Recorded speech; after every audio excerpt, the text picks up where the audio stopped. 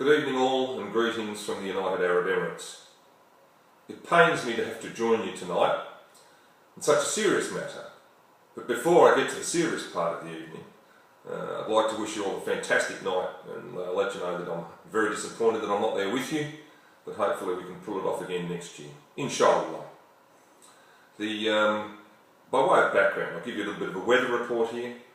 It's plummeted into winter. Overnight temperature was a dreadful 20, and today's maximum is going to be a shivering 28. We suffer, we continue through the war. A background to tonight's matter that I wish to bring to your attention. Picture Western shops, quiet, happy, social gatherings, where good people go to meet and enjoy one another's company. People that go there include parents without partners, the single mothers commune, and grannies with gums. It is in this environment that this event occurred, where a person well known to all of you, let's just call him Gary X, was seen to perform the dance of the dying swan, whereby he alighted from his vehicle, the old bashed up Sportage, registration number Golf Bravo 301, still Gary X, and whilst doing his dance of the dying swan, slumped into the gutter, to be surrounded by the gathered throngs of the parents without partners, single mothers commune, and the grannies with gums. It was noticed by an independent male witness that the aforementioned Gary X spent a lot of time looking at cleavages, whether they were young ones from parents without partners or single mothers commune, or the rather droopy type that he was probably more accustomed to as the grannies with gums.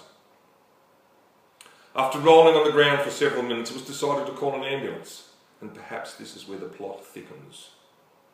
This person, Gary X, is known to have a bit of a penchant for women in uniform, as has been seen by some of his deleterious behaviour on previous occasions. Sadly for him on this occasion, when the ambulance showed up, it had two male medics. This did not stop him reaching for the Penthrane whistles and inhaling deeply into his rather craggy old lungs. He was conveyed to the hospital, where he received an amazing degree of care, and he gave the nurses a degree of care. It was reported afterwards that the nurses had suffered serious occasions of bottomless pinchitis and breastosteris. However, eventually, after an amazing level of attention, Gary X was cut loose from the hospital, to be waited on hand and foot by a couple of the erstwhile members of our mess, the nun, who every second day was walking Gary X's dog. Needless to say, she perhaps too was a victim of this scurrilous man's extraordinary behaviours. Brother Barnaby was known to head to the residence of Gary X, provide him with liquid refreshment. It was after these visits that Gary X moved on to walking around with crutches.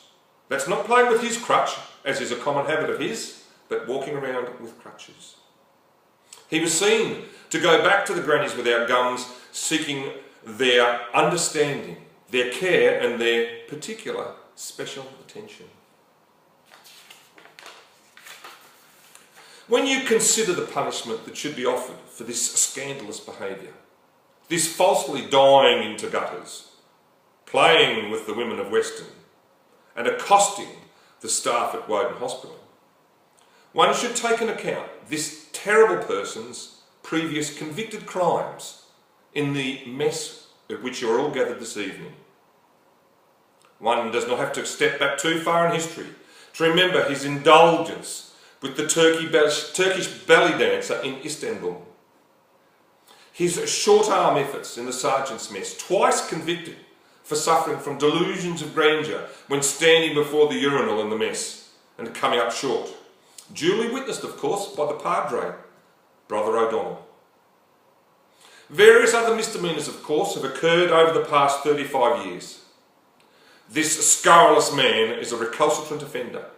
No doubt he may even have gone to your midst this evening with another crutch other than the rotten, sordid old thing that he's had for many years, this time a manufactured one, again seeking to gain attention and, well, be the centre of attention, an unusual occurrence.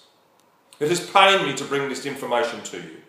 However, it is my duty as a life member of the wonderful AFP Sergeants' Mess, and with a touch of skullduggery involved. I hope you find this miscreant guilty as always and find him the appropriate high level of Crinkley's. Can I send you and yours all the very best for Christmas? I look forward to catching up and seeing you all sometime in the new year. Cheers from the UAE.